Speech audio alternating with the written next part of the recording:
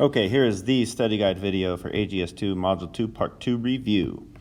Test next class period. Factor the following quadratic expressions.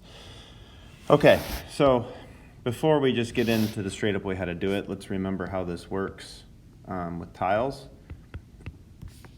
So I have an x squared tile, and then I know I have 8 x's and 7 1's.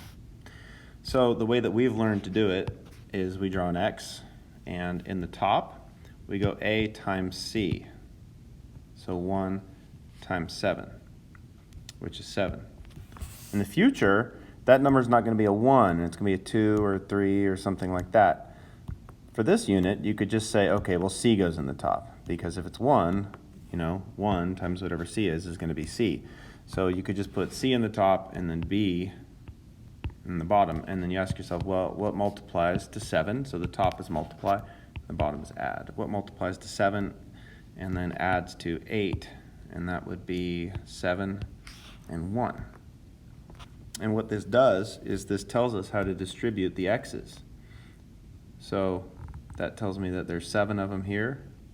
2, 3, 4, 5, 6, 7. And then that there's 1 of them here. And then some 1's are created here. So the big rectangles, or no, the little rectangles, there's 8 of them. And then you'll see here, 1, 2, 3, 4, 5, 6, 7 1's are created. So we have x squared plus 8x plus 7 in a way that it makes a rectangle or a square. So what is this? If it says factored, they want the base times the height. So the base, this is x, and this is 7, this is x, and this is 1. So it is x, what am I doing? It is x plus 7 times x plus 1, just like that, okay? Now what you could do, without drawing the picture, is just x plus 7, x plus 1, okay? And that's what we've been working on. So here we have two things that multiply to negative 90 and then add the 1. So if these add to 1, I know that the numbers must be very, very close together. Okay, so I wouldn't want to do like 90. Well, one of them is negative because it multiplies to a negative. So I wouldn't want to do like 90 and negative 1 because that adds to like 89, right? Those numbers are very far apart. If it adds to something little, the numbers are very close together, and some of you probably already have it as 10 and negative 9, which multiply to negative 90 and add to 1. X plus 10 and then x minus 9. So I'm going to do a few more, and then I encourage you to check your answers on the answer key that I will post on Canvas. Okay, oops, better make it pretty quick. Some of them, let's do this one. So I'm going to give you a multiplication chart. I know some of you guys would find that useful. So on this one, you're looking for like, okay, what multiplies to 40 and adds the negative 13? Well, if it multiplies to a positive and then adds to a negative, my two numbers must be negative because a negative times a negative is a positive. So this would be negative 8 and negative 5. When I multiply them, I get 40.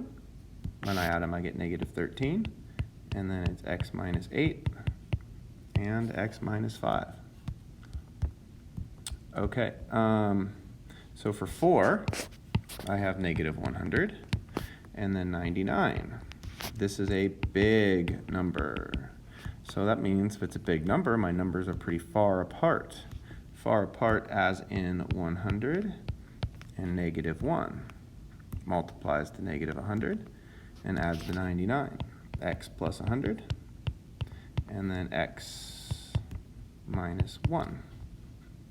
Okay, you should be able to cruise through the rest of those pretty easy, all right? Now, here, something interesting is going to happen. Now, we did do a whole unit on this, okay, with the negatives in it. And we learned how to draw pictures, and we decided as a class that the pictures were pretty confusing, and it was easy to just memorize a rule. So on this one, you are going to have to memorize, or you can look at the notes that we took of all the pictures in the unit.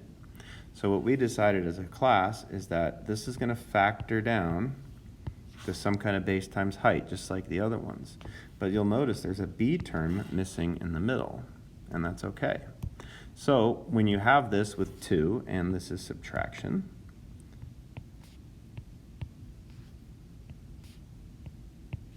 one is minus and one is plus. And then the number is the same, and that number is the square root of that number. Okay? And that's the answer. Now to check your work, you could take it back into this and FOIL it and watch what happens. First, outer, inner, last. And you'll always have this kind of a thing going on in the middle where you can see that those go away and leave us with what we started with. Okay? So over here, I know that this one is going to be x and x plus and minus. And then what number goes in the blank? Well, it'll be the square root of 49, which is that. Okay? All right. And if you want to think about these like the other ones, think about it like this. This is what we really have. A times C. B. What multiplies to negative 49 and adds to 0?